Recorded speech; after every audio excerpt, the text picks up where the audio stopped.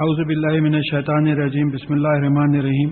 93 آیات ہم ختم کر چکے تھے اور یہ 6واں پارہ چل رہا ہے۔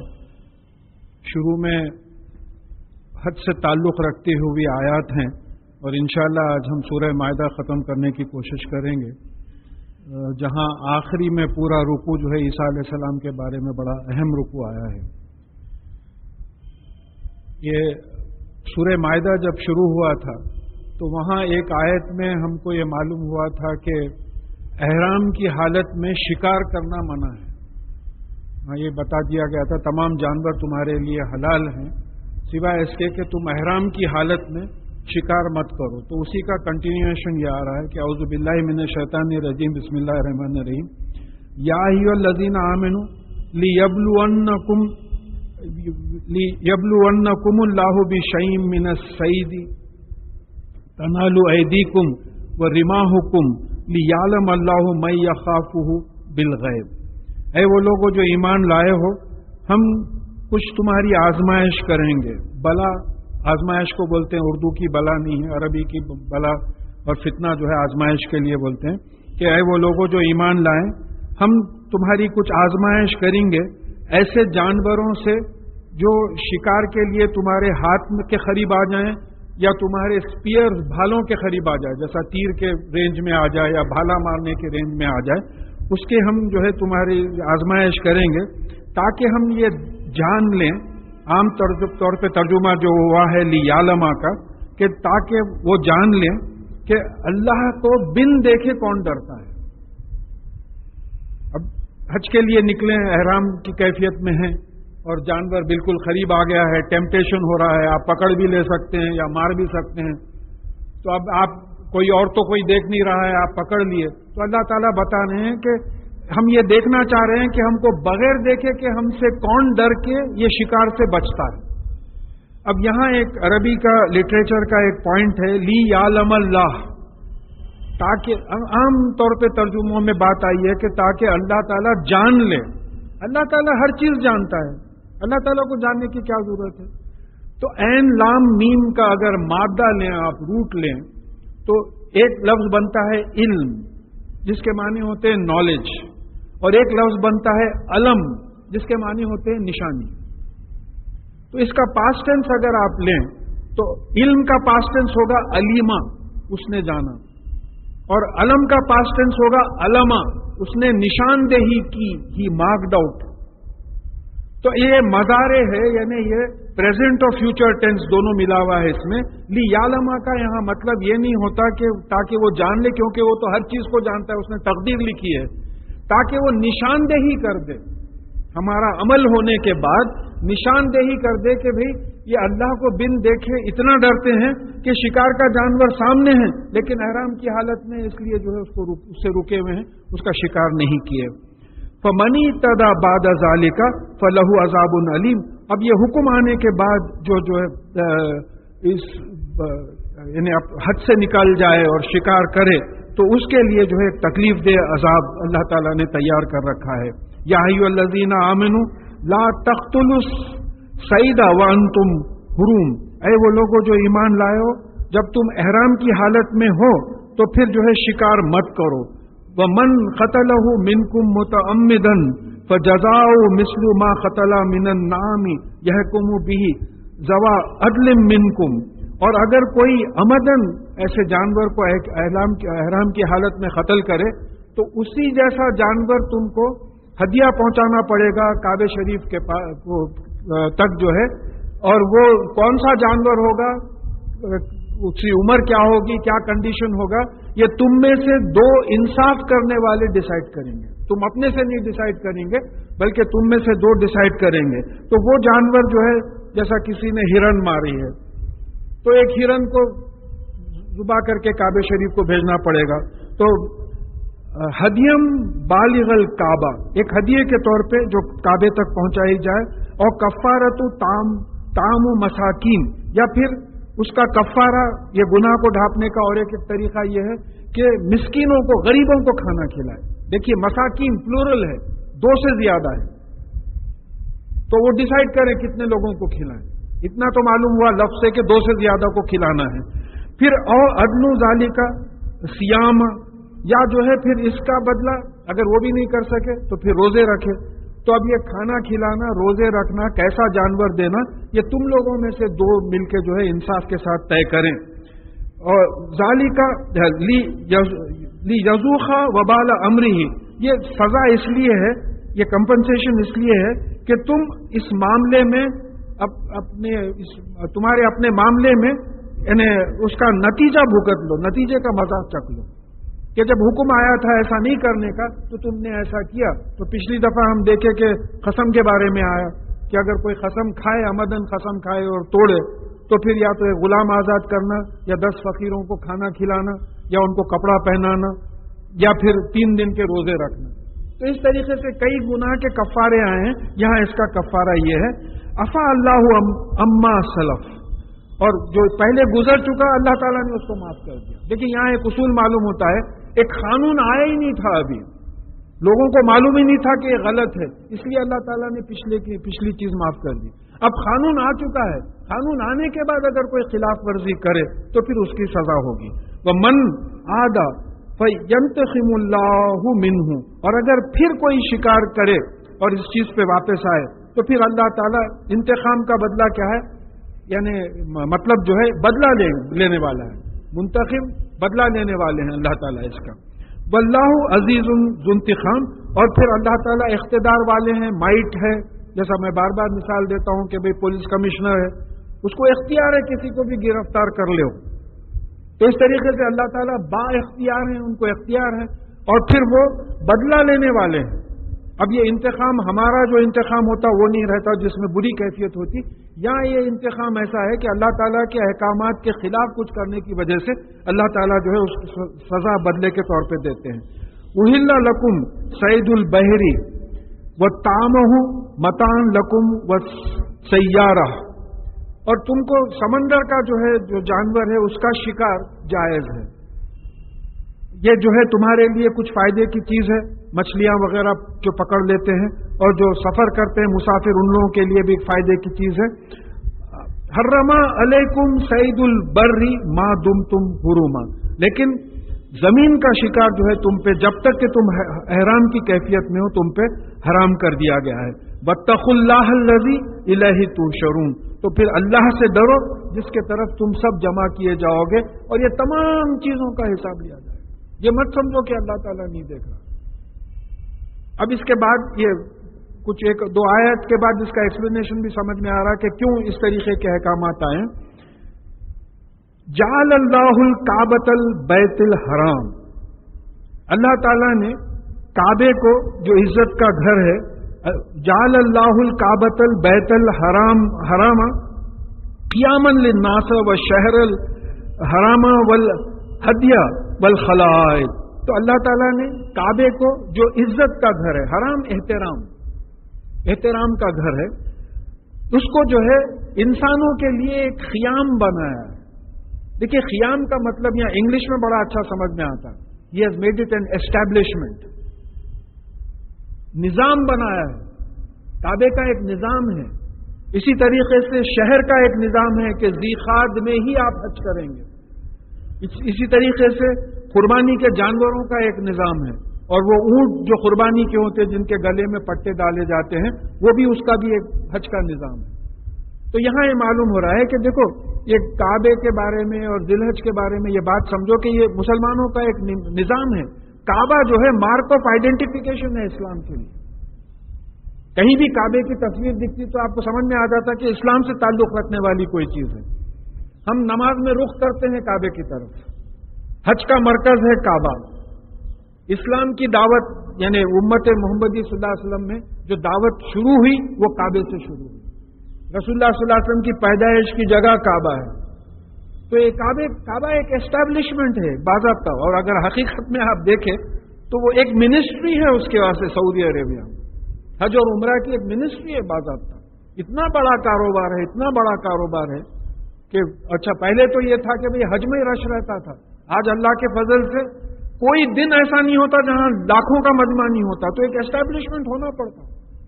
کھانا پینا رہنا، ان کا نہانا دھونا. یعنی آپ ذرا غور اگر کریں تو समझ में नहीं आता कि किस तरीके से इतने लोग, फिर कोई लड़ता नहीं, धक्के लगते एक दूसरे को, जो है वो होता है, खाने के क्यूज बने हुए हैं, यानी हर चीज को बर्दाश्त करते हैं। तो एक निजाम है, वो एक एस्टैब्लिशमेंट है। अब इसी तरीके से ज़ीखात का महीना जो है वो भी एक एस्टैब्लिश चीज है, कुर्बानी के जानवर जो है वो भी एक एस्टैब्लिश प्रैक्टिस है। ये काय के लिए है? ज़ालिका लितालमु अन्नल्लाह यालमु मा फिस समावाति व मा फिल अर्द व अन्नल्लाह बिकुल्ली शैइन अलीम। अब ताकि तुम जान लो कि जो कुछ आसमानों में है और जो कुछ जमीन में है अल्लाह ताला जानता है, और बेशक अल्लाह ताला हर चीज का इल्म रखता है। देखिए एक बात होती है, क्यों साहब शिकार क्यों नहीं करना, क्यों नहीं करना? आप रीजन देइए। आप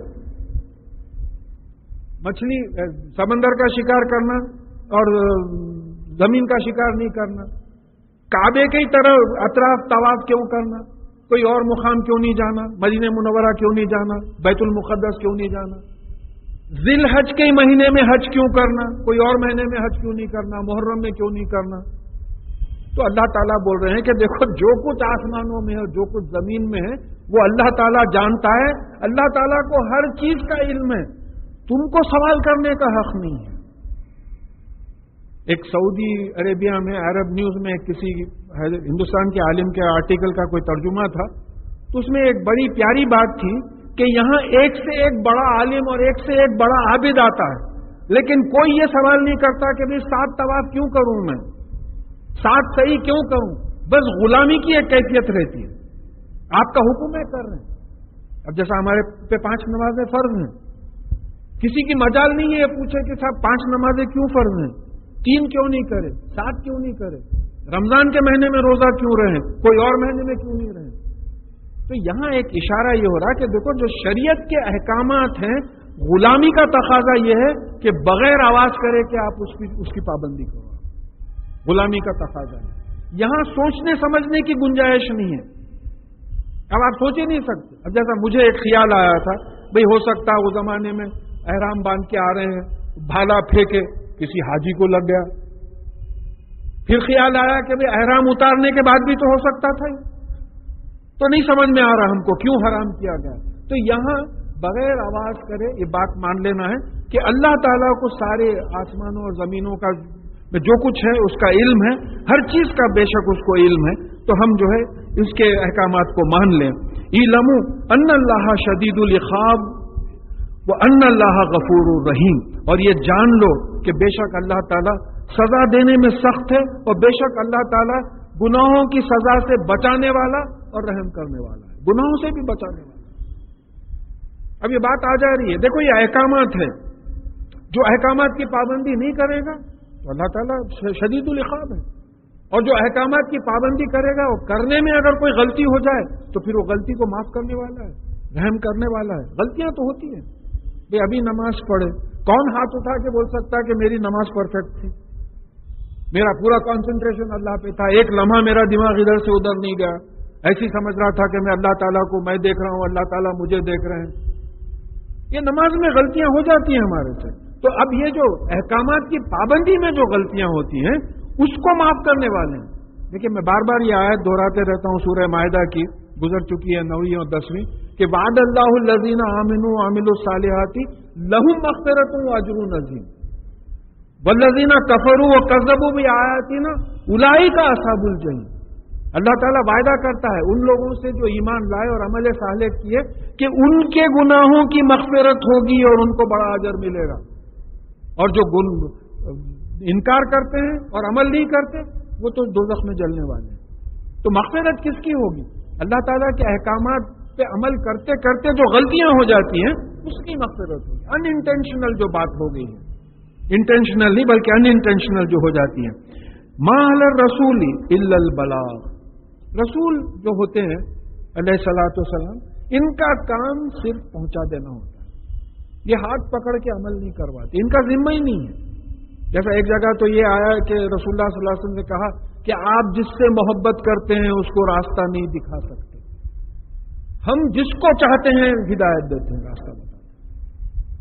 तो रसूल के अलैहिस्सलातु वस्सलाम की ड्यूटी बता दी जा रही है कि जो भी रसूल जब भी आया رسول کا کام صرف اتنا ہی رہتا ہے کہ اللہ تعالیٰ کا کلام جو اس پہ نازل ہوتا ہے وہ لوگوں تک پہنچا دے. اس سے پہلے بھی بات آئی کہ اگر آپ نے قرآن نہیں پہنچایا تو پھر آپ نے اللہ تعالیٰ کے حکم کی تکمیل نہیں کی. واللہ یعلم ما تبدون وما تکتمون، اور اللہ تعالیٰ جانتا ہے جو کچھ تم ظاہر کرتے ہو جو کچھ چھپاتے ہو. یہ دیکھیے اللہ تعالیٰ کا ایسا معاملہ نہیں ہے کہ صرف میٹیریل چیزوں سے واقف ہیں. بھائی نماز پڑھے آپ فزیکلی سب دیکھیں، اللہ تعالیٰ بھی دیکھے، لیکن دل کی کیفیت کا بازو والے صاحب کو علم نہیں ہے کہ میرے دل کی کیفیت کیا ہے. اللہ تعالیٰ کو علم نہیں کہاں کہاں میرا دماغ بھٹک رہا ہے، یہاں سے وہاں جانا ہے، وہاں سے وہاں جانا ہے، وہ کرنا ہے، اللہ اکبر چلو رکوع میں چلے گئے، پھر رکوع میں بھی سوچ رہے ہیں، پھر اڑ گئے. تو یہاں اللہ تعالیٰ بتا رہے ہیں کہ دیکھو ہمارا ایمان اور یقین یہ رہنا ہے کہ جو ہم لوگ جو دیکھتے ہیں اس سے بھی واقف ہیں، جو لوگوں کو نہیں دکھتا اس سے بھی واقف ہیں، ایسے چیزوں سے بھی واقف ہے جس سے ہم خود واقف نہیں ہیں. ہمارے بارے میں جو ہے واقف، ہمارے پاس سے، ہمارے پریزنٹ سے، ہمارے فیوچر سے. مجھے نہیں معلوم 3 بجے میں کیا کرنے والا ہوں. قسم کھا کے بول سکتا ہوں کہ میں نہیں بول سکتا کہ میں 3 بجے کیا کرنے والا ہوں. تو یہ بات اللہ تعالیٰ کے بارے میں رہنا کہ جب یہ ایمان اور یقین ہو جاتا ہے کہ ہر چیز اللہ تعالیٰ کو معلوم ہے تو یہ گناہوں سے، غلطیوں سے رکنے کا ایک ذریعہ بن جاتا ہے کہ ہر چیز کو جو ہے اللہ تعالیٰ دیکھ رہے ہیں، ان کو علم ہے. قل لا يستوي الخبيث والطيب ولو اعجبك كثرة الخبيث، آپ ان سے کہہ دیجئے کہ بری چیزیں اور اچھی پاک فائدہ مند چیزیں برابر نہیں ہوتی، گو آپ کو بری چیزوں کی کثرت بڑی اچھی معلوم ہو.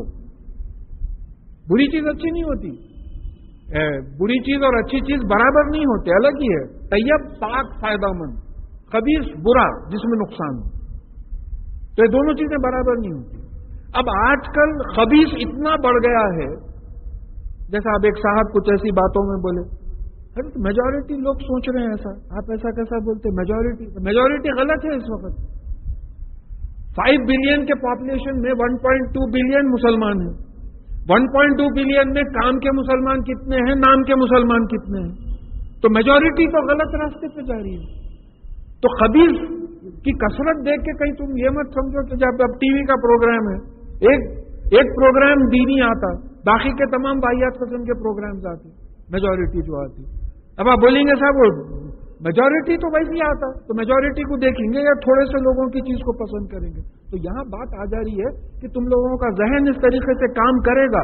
یہ جان لو کہ خراب چیز، ناپاک چیز اگر زیادہ بھی ہو اور تم کو ونڈرفل بھی معلوم ہوتی ہے تو یہ جو ہے ٹھیک نہیں ہے. فاتقوا اللہ یا اولو الالباب لعلکم تفلحون، اور اللہ سے ڈرو اے انٹلیکچوئل، اے عقل مندو، تاکہ تم کو فائدہ ہو، تاکہ تم کامیاب ہو. اب یہ اولو الالباب کون ہے؟ دیکھیے میرا طریقہ عام طور پہ، اور یہ میں سمجھتا ہوں جو علماء نے بھی بتایا ہے صحیح طریقہ یہ ہے کہ قرآن کو قرآن سے انٹرپریٹ کرنے کی کوشش کرو. اگر کوئی آیت نہیں ملتی تو قرآن کو حدیث سے انٹرپریٹ کرنے کی کوشش کرو. یہ دونوں چیزیں نہیں ہوتی تو پھر علماء کے جو فتوے ہیں ان پہ جاؤ، اپنا دماغ لاؤ، اجتہاد کرو، یہ باتیں آتی ہیں. اب یہاں اولو الالباب کو قرآن نے ڈیفائن کر دیا. سورہ آل عمران کی 191 آیت سے بات آ رہی ہے کہ ان فی خلق السماوات والارض واختلاف اللیل والنہار لآیات اولی الالباب الذین یذکرون اللہ قیاما وقعودا وعلی جنوبہم ویتفکرون فی خلق السماوات والارض ربنا ما خلقت ھذا فقنا عذاب النار. تو ما خلقت ھذا باطلا سبحانک فقنا عذاب النار. تو اب یہاں جو ہے ایک بات سمجھ میں آئی کہ وہ لوگ بے شک آسمانوں اور زمین کی پیدائش میں اور دن اور رات کے ہیر پھیر میں نشانیاں ہیں. کیا نشانیاں ہیں؟ کس کے لیے نشانیاں ہیں؟ اللہ تعالیٰ کی قدرت کی. دیکھیے پھر ریپیٹ کرنا پڑتا کہ یہ 13,000 کلومیٹر کا گولا معلق بالکل رول ہوتے چلے جا رہا ہے. 24 آورز میں ایک چکر مارتا اور ایک سال میں جو ہے سورج کے اطراف پھرتا.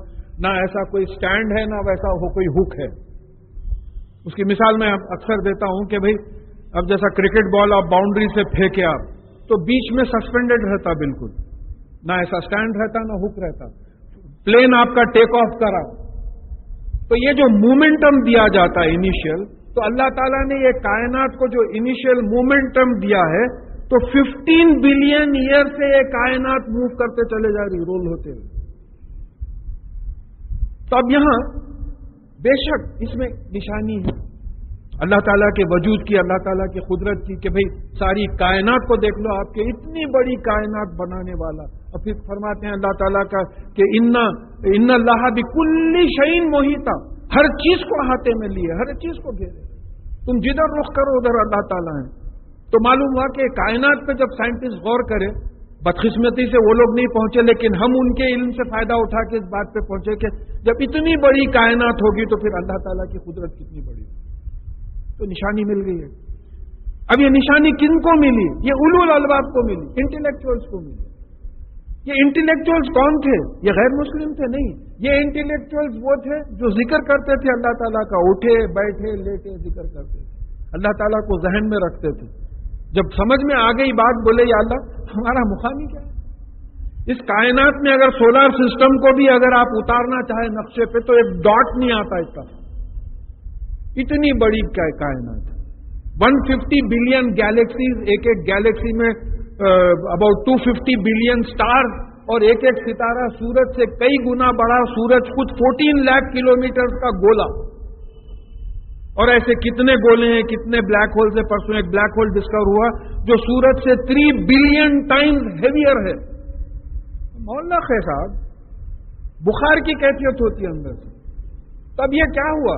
اب یہ جب ذہن دیکھا، پوری کائنات دیکھا، تو اس کی میں ایک عجیب، یہ جو اولو الالباب ہیں، انٹلیکچوئلز ہیں، اب ان کی کیفیت یہ ہو گئی کہ لیٹے بیٹھے اٹھے اللہ تعالیٰ کو ذہن پہ رکھنے لگے. ذکر کا مطلب کیا ہے؟ کل آپ کا تذکرہ چل رہا تھا، کل ہم آپ کو یاد کیے. ذکر کا مطلب اللہ تعالیٰ کو ذہن پہ رکھنا. اب اللہ تعالیٰ ذہن پہ چھا گئے، ہر چیز پہ سمجھ میں آ رہی کہ بھئی نیند آپ کے قبضے میں، جاگنا آپ کے قبضے میں ہے. کئی لوگ ہیں جن کو نیند چاہتے ہیں تو نیند نہیں آتی. کئی لوگ ہیں جن کو نیند پہ قابو ہی نہیں ہے، ذرا صوفے پہ تھوڑا آرام سے لیٹے نیند لگ جاتی. ہم کو کسی چیز پہ ہارٹ بیٹ پہ قابو نہیں ہے، ڈائجیشن پہ قابو نہیں ہے، برین پہ قابو نہیں ہے. تب یہ اٹھے بیٹھے لیٹے اللہ تعالیٰ کا ذکر کرتے ہیں، پھر فکر کرتے ہیں. وہ یتفکرون فی خلق السماوات والارض، یعنی تفکر کرتے ہیں. اردو کی فکر نہیں، فکر میں بھول جا رہے ہیں، اردو کی فکر نہیں، ریفلیکشن، غور کرتے ہیں، ساری کائنات میں غور کرتے ہیں. پھر یہ نتیجے پہ پہنچتے کہ ربنا ما خلقت ھذا باطلا، کیا ہمارے پالنے والے، اے مالک ہمارے، یہ آپ بے وجہ نہیں بنائے. یہ بغیر معنی کے ایک anthropic principle of the universe آ گیا، جس میں کہا گیا ہے کہ everything in the universe has been fine tuned to suit human life on earth. Quran میں کیا بولے اس کو؟ سخر لکم ما فی السماوات و ما فی الارض. یہاں بولے کہ کائنات کی ہر چیز کو ایسا ایڈجسٹ کیا گیا ہے، گریویٹی، ایٹماسفیئرک پریشر، وہ ہے کہ انسان کی زندگی جو ہے ممکن ہو. تو قرآن نے اس کو کیسے کہا کہ سخر لکم ما فی السماوات و ما فی الارض، ہر چیز جو آسمانوں اور زمین میں تمہارے لیے مسخر کر دی گئی کہ تمہاری زندگی چلتے رہے. تو یہ اولو الالباب یہ لوگ ہیں، ایمان ہے، ذکر ہے، فکر ہے، تفکر ہے، غور کرتے ہیں. پھر اس کے بعد میں دعا کرتے ہیں. وہ لمبی دعا ہے، ربنا ما خلقت ھذا باطلا، سبحانک کا تو قنا عذاب النار. تو ہم تو آگ سے بچائیے. آگ سمجھ میں آ گئی ہے، بلیک ہولز میں، ستاروں میں، ادھر ادھر سمجھ میں آ گئی ہے، ملینز آف ڈگری سینٹی گریڈ، یہ سمجھ میں آ گیا. تو اب یہاں یہ بات آ رہی ہے کہ اللہ سے ڈرو یا اولو الالباب. یہ عقل مندی تو اللہ سے ڈرنا، تو جاہل تو بچارے. دیکھیے ایک چیز ہے اللہ کے خوف کے معاملے میں، قرآن شریف کی ایک آیت آئی ہے کہ اللہ سے علماء ہی ڈرتے ہیں. علم کی نشانی ہے، جتنا علم زیادہ ہوگا اتنا اللہ کا خوف دل میں بڑھے گا. تو اس لیے علم حاصل کرنا، اس سے بہتر علم آپ کو نہیں ملے گا قرآن اور حدیث کا جو علم ہے. تو بولے کہ اے عقل مندو، اے انٹلیکچوئلز، اللہ سے ڈرو تاکہ تم کو جو ہے کامیابی ہو. فلاح کا مطلب جو ہے کامیابی کا آتا ہے. یا ایھا الذین آمنوا لا تسألوا عن اشیاء ان تبد لکم تسؤکم. اے وہ لوگوں جو ایمان لائے ہو، تم چیزوں کے معاملے میں مت پوچھو کہ اگر تم کو وہ چیزوں کا جواب جو سوال کرتے ہو اس کا جواب دیا جائے تو وہ تم کو تکلیف میں ڈال دیا جائے گا۔ ابھی آپ کو بتا دیے کہ جو ہے 5 نمازیں پڑھوں، اب کوئی صاحب بولنے صاحب میں 6 پڑھا تو چلتا کیا؟ اب ایسے سوال ہیں۔ تو یہ ہوا ہے رسول اللہ صلی اللہ علیہ وسلم کے زمانے میں، حج کی آیت حکم آیا کہ زندگی میں ایک وقت حج فرض ہے، تو کسی صحابی نے رسول اللہ صلی اللہ علیہ وسلم سے پوچھا کہ یا رسول اللہ صلی اللہ علیہ وسلم ہم ہر سال حج کریں؟ تو آپ نے کہا اگر میں ہاں کہہ دوں تو یہ فرض ہو جائے گا تم پہ۔ اب بات سمجھنا ہے کہ اللہ تعالیٰ ہمارا پورا کیپیسٹیز دیکھ کے جو ہے احکامات دیے ہیں۔ اب آپ بلا وجہ سوچتے رہیں، سوالات کریں تو جو ہے تنگی آ سکتی ہے۔ آپ ہر سال کون حج کر سکتا ہے؟ زندگی میں ایک وقت حج کرنا ہی بڑا پرابلم ہے میجورٹی لوگوں کو، ہر سال کون کر سکتا ہے؟ پھر کہا کہ ان تسألوا عنہا ہینا ينزل القرآن تبدى لكم، ہاں اگر قرآن کے نازل ہوتے وقت اگر تم ایسے سوالات کرو تو تم کو بتا دیا جائے۔ جیسا لوگوں نے شراب کے بارے میں، جوئے کے بارے میں سوال کیا تو کہا کہ اس میں تھوڑے سے فائدے ہیں لیکن اس کا نقصان زیادہ ہے۔ پھر اس کے بعد میں آپ کے روح کے بارے میں سوال کیا، یسألونہ کا عن الروح قل الروح من امر ربی، کہ یہ روح کے بارے میں آپ سے پوچھتے ہیں کہ یہ کہہ دیجئے کہ یہ روح جو ہے یہ جبرائیل علیہ السلام اللہ تعالیٰ کے حکم سے آتے ہیں۔ پھر خرچے کے بارے میں پوچھے کہ بھئی کتنا خرچنا چاہیے، کس کس پہ خرچنا چاہیے، تو وہاں بھی بتا دیے عفو، جو تم ضرورت سے زیادہ جو ہوا خرچہ جائے ان پہ، جس میں والدین کا ذکر پہلے آ گیا۔ تو یہ تمام چیزاں اگر نزول قرآن کے وقت اگر پوچھا جائے تو بتا دیا جائے گا۔ عفا اللہ عنہا، اب یہ جو تم پوچھ چکے ہو اس کو اللہ تعالیٰ نے معاف کر دیا ہے، اللہ تعالیٰ کی شان ہے۔ یہ کیوں معاف کر دیا؟ واللہ غفور حلیم، یہ 2 صفات آ گئی۔ اب ہم لوگ کیا کرتے ہیں، یہ صفات کو ڈسکس ہی نہیں کرتے، چھوڑ دے کے چلے جاتے۔ غفور کون ہے؟ اس سے پہلے بھی بات آئی، تھوڑا سا ریوائز کر دیں گے ہم، کہ بھئی وہ عربستان میں عورتیں تیل ڈالنے کے بعد سر پہ ایک کپڑا رکھتی تھی، اس کے اوپر اوڑھنی باندھتی تھی، تو وہ جو کپڑا تیل اوڑھنی کو بچانے کے لیے جو کپڑا آتا تھا اس کو الغفارتو بولتے ہیں۔ اور پھر جنگ میں جو لوہے کی جالی ٹوپی کے نیچے پہنتے تھے تلوار کا مار نہیں لگنا بول کے بچنے کے لیے، اس کو بھی الغفارتو بولتے ہیں۔ تو مغفرت کے معنوں میں آتا ہے کسی چیز سے، ہارمفل چیز سے، تکلیف دہ چیز سے بچا لینا۔ تو اب یہ 2 طریقے ہوتے، ایک تو گناہ ہی سے بچا لے، جیسا رسول اللہ صلی اللہ علیہ وسلم کو بچا لیا، گناہوں سے ہی بچا لیا، نبیوں کو بچا لیا، معصوم تھے نبی۔ ہم کو بھی نہیں معلوم کتنے گناہوں سے بچاتا ہے، غلط قدم اٹھاتے ہیں، اللہ تعالیٰ کسی طریقے سے ہم کو پلٹا دیتے ہیں وہاں سے۔ اور دوسرے معنی ہیں کہ جو سزا کا مستحق ہو گیا ہے اس کو سزا سے بچا لے۔ اور حلیم کے معنی کیا ہوتے؟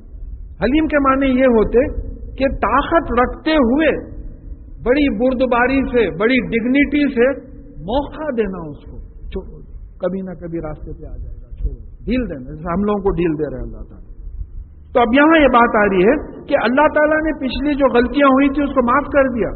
کیوں معاف کیا؟ کہ اس کی 2 صفات ہیں یہ۔ اللہ تعالیٰ جو ہے گناہوں کی سزا سے بچاتا ہے، گناہوں سے بچاتا ہے، اور مہلت دیتا ہے ہم کو اپنے آپ کو کریکٹ کرنے کی، اور ایک دم جو ہے نہیں پکڑتا۔ قد سألها قوم من قبلكم ثم اصبحوا بها كافرين، تم سے پہلے بھی ایک قوم نے جو ہے اس قسم کے سوالات کیے تھے، لیکن جواب آنے پہ یہ اس کا کفر کرنے لگے۔ اب یہاں اکثر تفاسیر میں جو بات آئی ہے، بنی اسرائیل کو گائے قربان کرنے کی کا حکم آیا تھا، پکڑتے کوئی گائے قربان کر دیتے، بات ختم ہو جاتی۔ اب سوالنا شروع کرے کیسا ہونا، رنگ کیسا ہونا، عمر کیا ہونا، یہ ہونا، بڑی مشکل سے وہ گائے ملی۔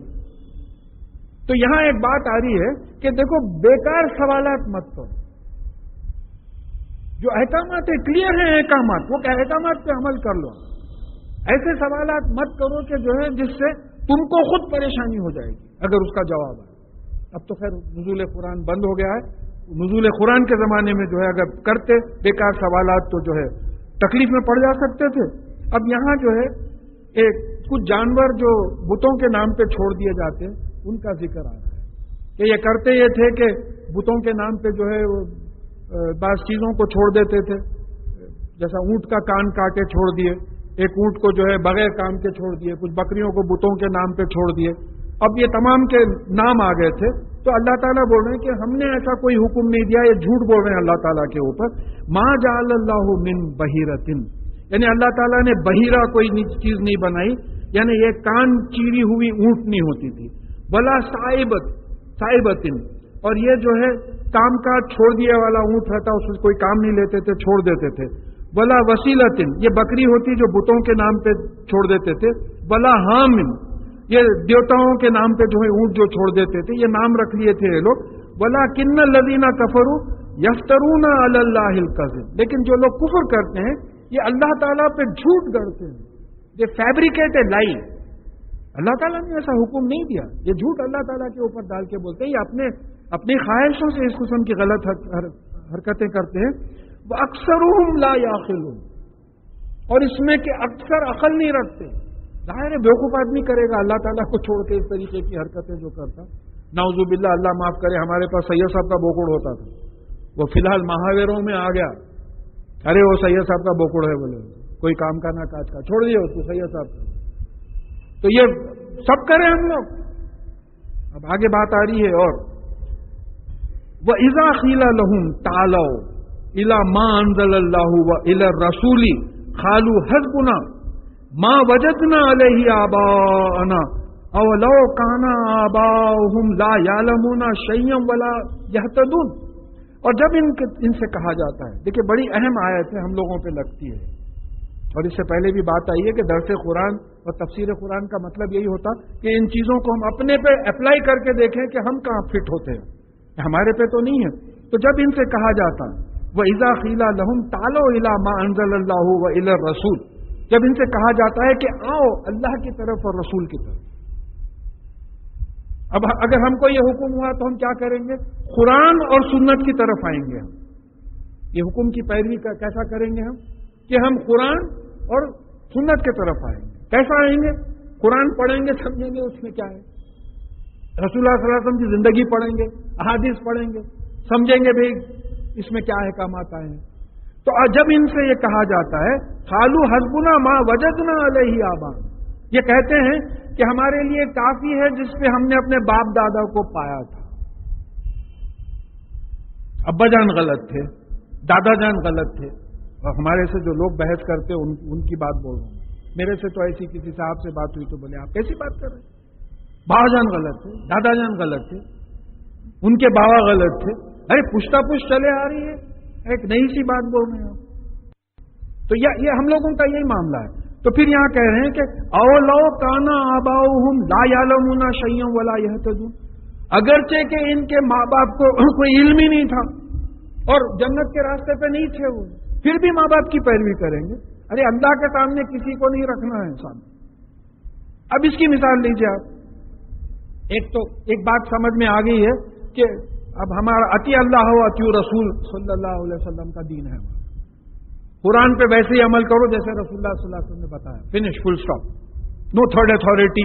قرآن اور حدیث میں آپ کو تھرڈ اتھارٹی نہیں ملتی. تھرڈ اتھارٹی کہاں ملتی؟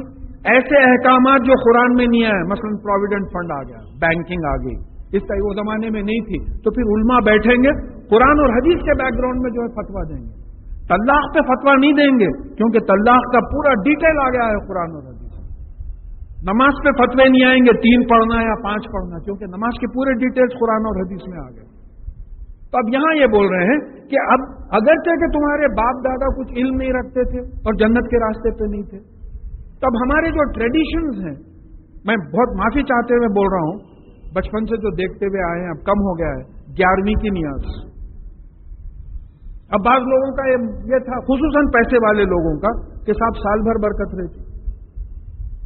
بسم اللہ کہاں لکھا ہوا ہے؟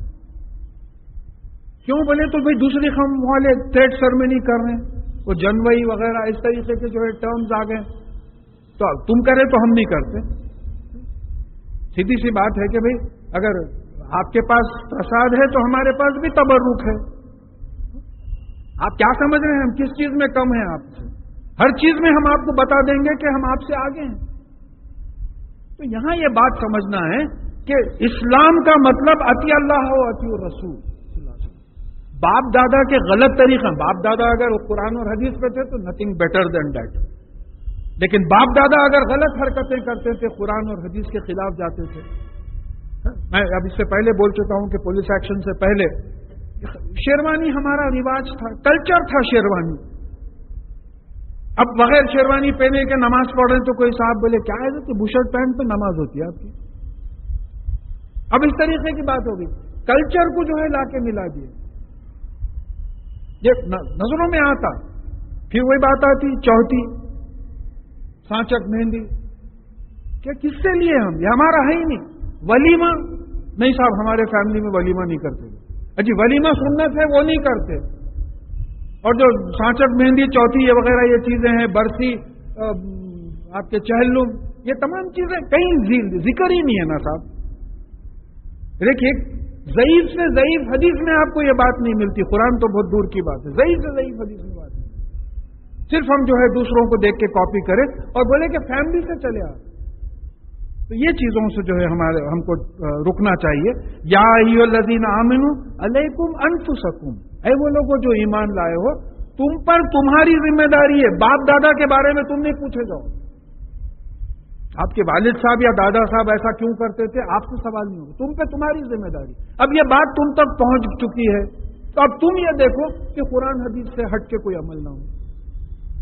دیکھیے بہت کم چیزیں ہیں لائف میں، بہت کم چیزیں ہیں جن کے احکامات قرآن اور حدیث میں نہیں ملتے. ڈھونڈتے بیٹھے تو مل جاتے ہیں. بعض ایسے پرابلمز ہیں جہاں ماڈرن بعض چیزیں ہیں جس میں آپ کو جو ہے 4 لوگوں سے رائے لینا پڑتا ہے اس کے بارے میں.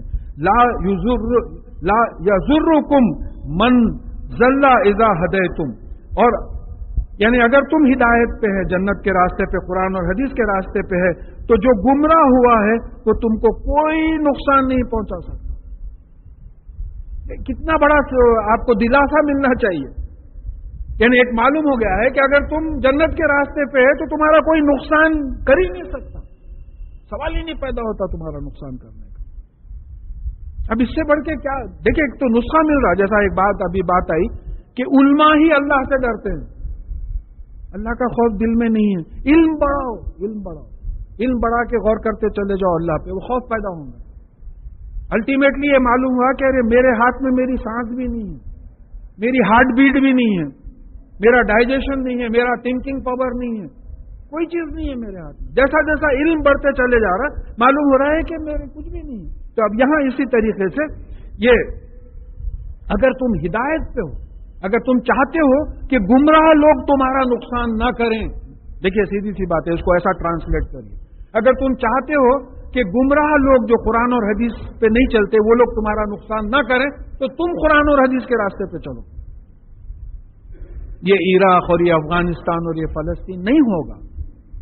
یہ قرآن کی آیت ہے، میرا اپنا انٹرپریٹیشن نہیں ہے کہ صاحب انہوں اپنی تقریر میں ایسی بات بولے. قرآن کی آیت ہے. تو معلوم ہوا اگر غیر تم کو تکلیف دے رہے ہیں تو مطلب یہ ہے کہ تم قرآن اور حدیث پہ نہیں ہیں. سیدھی سی بات ہے. اسی لیے تو اتنے ذلیل ہو گئے ہیں ہر جگہ، اتنے جو ہے ہماری حالت ہو گئی ہے بری. الی اللہ مرجعکم جمیعا، اور تمام لوگوں کا جمع ہونا اللہ تعالیٰ کی طرف ہی ہے.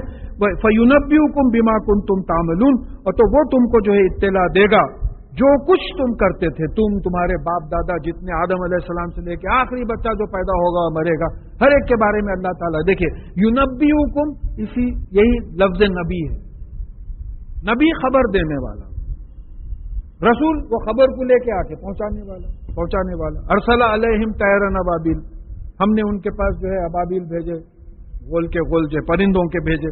یا ایھا الذین آمنوا شہادۃ بینکم اذا حضر احدکم الموت حین الوصیۃ اثنان ذو عدل منکم، اے وہ لوگوں جو ایمان لائے ہو، جب تمہارے قریب آ جائے تو تم میں اپنے میں سے 2 گواہ جو انصاف پسند ہوں ان کو کھڑا کر لو اپنے. دیکھیے اس کی سیدھی اردو اگر آپ سمجھیں تو مرنے کے وقت ہمارے فیملی کے لوگوں میں سے جو 2 انصاف پسند گواہ ہیں ان کو وصیت کرنے سے پہلے ان کو کھڑا کیجیے. اب ایک سوال ہونا چاہیے، ابھی ہم سورہ نساء میں پورا پڑھ چکے ہیں. سورہ نساء کی 11ویں 12ویں اور 177 آیت میں ہم یہ پڑھ چکے ہیں کہ کس کس کا کتنا وراثت کا حصہ ہے. پھر وصیت کی کیا ضرورت ہے؟ تو دیکھیے قرآن کو اسی طریقے سے سمجھنا پڑے گا، سوچنا، تھوڑا ٹائم لگانا. کہ بھئی جب پورا آ گیا ہے، بیٹے کو اتنا، بیٹیوں کو اتنا، پھر حدیث میں بھی بات آ گئی، تمام آ گئی، تو پھر یہاں وہ 92 آیت ہے، یہ 112 ہے شان نزول کے لحاظ سے، پہلے حکم آ چکا ہے، پھر اس کے بعد میں پھر وصیت کی کیا ضرورت ہے؟ تو ایک بات معلوم ہوئی بھائی، ہمارے مسلمان پوری دنیا میں پھیلے ہوئے، انگلینڈ میں کچھ مسلمان ہیں، ان کی اگر موت واقع ہوتی ہے مرد کی، تو مجھے جہاں تک معلوم ہے برٹش لا کا کہ پوری جائیداد بیوی کو چلے جاتی، بچوں کا ماں باپ کا دخل ہی نہیں ہے۔ آپ مسلمان ہیں، اگر آپ یو کے میں ہیں تو آپ کی شادی یو کے طریقے سے ہوں گی، انگلینڈ کے طریقے سے ہوں گی، وہاں بھی آپ کو کوئی نکاح پڑھانا پڑے گا، آپ کو وہاں بھی آپ روزے رکھیں گے، وہاں بھی عربی میں نماز پڑھیں گے، آپ شریعت کو تو نہیں چھوڑ سکتے۔ تو مرتے وقت اگر آپ وصیت نہیں کریں تو پھر برٹش لا آف انہیریٹنس کے لحاظ سے آپ کی جائیداد تقسیم ہوگی، امریکہ میں ہو، رشیا میں ہو، جرمنی میں ہو، فرانس میں ہو، انڈیا میں ہو۔ تو اس کا مطلب یہ ہے کہ آپ کو وصیت کرنا پڑے گا کہ میری جائیداد، میری جتنی بھی رقم ہے وہ اسلامی لا آف انہیریٹنس، اسلام کے جو وراثت کے قانون ہیں ان کے مطابق تقسیم کر دیے جائیں، یا تو لکھ کے ول ایگزیکیوٹ کر دیجئے۔ میں کوئی لائر سے بھی پوچھ چکا ہوں کہ کسی بھی کنٹری میں ول ایگزیکیوٹ ہو جاتی ہے، آپ پورا حساب بتا دیجئے، اسلامک لا آف انہیریٹنس سے میرے بیٹے کو اتنا، بیٹیوں کو اتنا، بھائیوں کو اتنا، بہنوں کو، جو بھی بیوی کو اتنا، یہ تمام آپ ایگزیکیوٹ کر دیے، انتقال کے بعد وہ ول ایگزیکیوٹ ہو جائے گی، تو ان کو اسلامی اس سے ملے گا۔ اب یہ قرآن کی شان دیکھیے آپ کہ لیٹسٹ اس وقت جو مسلمان چوطرف پھیلے ہوئے ہیں ان کے لیے لیجسلیشن 1450 برس پہلے بن گیا تھا۔ اب ہمارے پاس کیا ہوا؟ یہ آیت منسوخ ہے بول دیو، آسان، ایز ایزی ایز دیٹ۔ جو بات سمجھ میں نہیں آئی بولے منسوخ ہے آیت۔ رسول اللہ صلی اللہ علیہ وسلم کی حدیث ہے کہ اللہ تعالیٰ کے کلام کو کاٹ سکتا ہے، میں میرے کلام کو کاٹ سکتا ہوں، منسوخ کر سکتا ہوں، میں اللہ کے کلام کو منسوخ نہیں کر سکتا۔ رسول اللہ صلی اللہ علیہ وسلم منسوخ نہیں کر سکتے اللہ تعالیٰ کے کلام کو، ہمارے علماء منسوخ کر دے سکتے۔ کئی جگہ پہ آپ کو فٹ نوٹس میں ملیں گے، یہ آیت منسوخ ہے، یہ آیت منسوخ ہے۔ اب سمجھ میں آ رہا کہ یہ جو ہمارے امریکہ، کینیڈا، جرمنی، فرانس، ادھر جو مسلمان پورے پھیلے ہوئے ہیں، وہاں کسی کا انتقال اگر ہوگا تو پھر ان کو لا ایک وہاں کے قانون کے لحاظ سے ان کی وراثت بٹے گی، انہیریٹنس، تو آپ وصیت کر دیجئے کہ لا آف انہیریٹنس۔ پھر اس کے بعد میں حدیث میں بات آ رہی ہے کہ آپ کے جائیداد میں آپ کو 1/3 1/3 کا حق ہے، آپ جس کے نام پہ چاہے وصیت کر سکتے ہیں۔ جیسا کوئی 9,000 چھوڑ کے جا رہا ہے تو 3,000 آپ اپنی مرضی سے وصیت کر سکتے ہیں، تو وہ بھی وصیت ہونا ضروری ہے۔ پھر اس کے بعد میں اگر آپ کرنا چاہ رہے ہیں، نہیں کرنا چاہ رہے ہیں تو کوئی بات نہیں، آپ چھپ کے کسی سے قرض لینی ہے، کسی کو نہیں معلوم، تو مرنے سے پہلے 2 گواہوں کے سامنے بول لینا پڑے گا کہ صاحب میری جائیداد میں سے قرض اتنا ادا کر دیں۔ پھر چوتھی بات یہ آتی کہ آپ کسی کو قرض دیے ہیں اور آپ چاہ رہے ہیں کہ بھئی میرے مرنے کے بعد یہ لوگوں کو ہو جانا چاہیے، تو آپ لوگوں کو بتا دیے کہ بھئی ان کے پاس سے اتنا قرض آنا ہے اور ان کو پہنچا دیں۔ 5ویں چیز یہ ہو سکتی ہے کوئی وعدہ کرے ہیں، آپ کوئی بھی وعدہ کریں ہیں اور وہ وعدہ زندگی میں نہیں پورا کر سکے تو آپ بول دیے کہ جو بھئی میرے جو بھی رقم رہے گی اس میں سے یہ کر دیں۔ تو اب بات سمجھ میں آ رہی کہ یا ایھا الذین آمنوا شہادۃ بینکم اذا حضر احدکم الموت حین وصیۃ نانی ذو عدل منکم، تم میں سے 2 گواہ ہوں، اور آخرانی غیرکم، اور اگر تم میں سے نہ ملے تو تمہارے کوئی غیروں میں سے لے لو، ان انتم ضربتم فی الارض فاصابتہم مصیبۃ الموت، کہ خصوصاً تم راستے میں سفر کر رہے ہو اور موت کی مصیبت آ گئی تو کوئی غیروں میں سے جو ہے لے لو آپ گواہ، کیونکہ اپنے لوگ تو وہاں باہر ملیں گے نہیں۔ تحبسونہما من بعد الصلاۃ، تو ان کو جو ہے نماز کے بعد روک لو، اور فیقسمان باللہ ان ارتبتم لا نشتری به ثمنا، اور ان سے جو ہے اللہ، اگر تم کو شک ہے ان کے اوپر تو ان سے اللہ کی قسم لے لو کہ یہ قسم جو گواہی دے رہے ہیں وہ بیچیں گے نہیں، تھوڑی سی قیمت کے لیے نہیں بیچیں گے۔ وَلَوْ كَانَ ذَا قُرْبَىٰ، اگر قریبی رشتہ دار بھی انوالوڈ ہیں تو شہادت سے نہیں ہٹیں گے، یہ قسم اللہ کی قسم لے لو۔ وَلَا نَكْتُمْ شَهَادَةَ اللَّهِ إِنَّا إِذًا لَمِنَ الْآثِمِينَ، اور یہ بھی قسم لے لو کہ یہ اللہ تعالیٰ کی شہادت کو چھپائیں گے نہیں. اگر ایسا کریں تو وہ گناہگاروں میں ہو جائیں گے. یہ قسمیں لے لو. فَإِنْ أُصِرَ عَلَىٰ أَنَّهُمَا اسْتَحَقَّ اسْمًا، اگر تم کو ظاہر ہو جائے کہ یہ دونوں گواہ کسی گناہ میں مبتلا ہو گئے، جھوٹی گواہی دے رہے ہیں، مرتے وقت تو انہوں کچھ بولے کہ بھئی میرے بڑے بیٹے کو 5 لاکھ روپے دینے کے ہیں، اب وہ بڑے بیٹے سے ان کی کچھ انبن ہے، اب انہوں بولے آپس میں بات کر لے کے بولے 2 لاکھ بولے انہوں خالی. اب ہو سکتا ہے بیٹے بھائیوں کے سامنے بول دیے تھے میں بڑے کو 5 لاکھ دینے والا ہوں، کچھ ایسا. تو ایسے کنڈیشن میں جب ظاہر ہو کہ یہ جھوٹ بول رہے ہیں اور گناہ میں مبتلا ہیں، فآخرانی یقومانی مقامہما من الذین استحقوا علیہم الاولین، تو کوئی اور 2 گواہ کھڑے ہو جائیں جو زیادہ مستحق ہے صحیح گواہی دینے کے بنسبت پہلے گواہوں کے.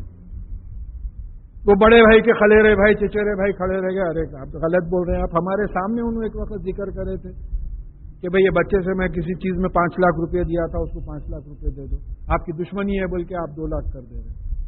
تو طریقہ کیا ہوا کہ 2 گواہ کھڑا کرو. اگر اندیشہ ہے ایسا کہ یہ 2 گواہ جھوٹ بول رہے ہیں، گناہ میں مبتلا ہیں، تو جو زیادہ مستحق ہیں اور 2 گواہ کھڑے ہیں اور قسم کھائیں کہ ہماری گواہی ان کی گواہی سے سچ ہے.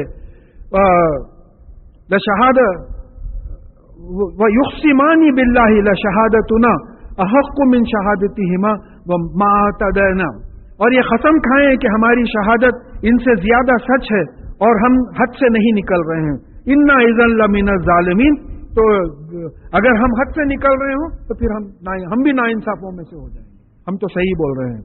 ذَلِكَ أَدْنَىٰ أَن يَأْتُوا بِشَهَادَتِي عَلَىٰ وَجْهِهَا، یہ اس بات سے قریب ہے کہ شہادت گواہی جیسی ہے اس کی صورت پہ یعنی وہ صحیح گواہی ظاہر ہو جائے. کیونکہ او یخافو ان ترد ایمان بعد ایمانہم، یعنی تو پھر ہوگا یہ کہ پہلے جو گواہ ہیں وہ ڈریں گے کہ ان کی گواہی کو رد کر دیا جائے گا بنسبت دوسروں کی گواہی کو. تو یہ دوسروں کی گواہی سے، دوسروں کی قسموں سے ڈر کے صحیح گواہی دے دیں گے. پہلے جو گواہ ہیں وہ لوگ صحیح گواہی دے دیں گے.